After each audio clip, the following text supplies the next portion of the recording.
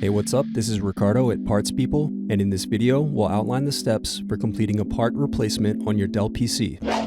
Visit our website and use this coupon for a 5% off discount.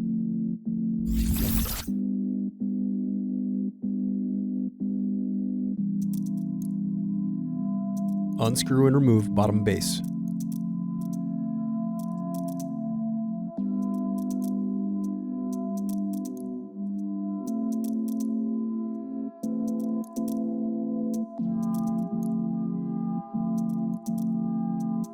Now unscrew and disconnect battery.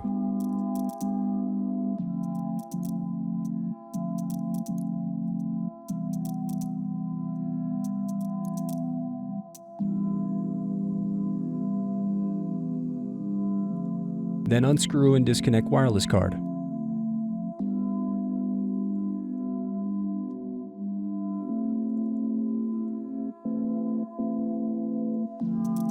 Thanks for watching. Don't forget to like and subscribe if you enjoyed this video. And if you need more, check out this playlist to watch other tutorials for your laptop. You can also click here to find parts for your laptop at partspeople.com.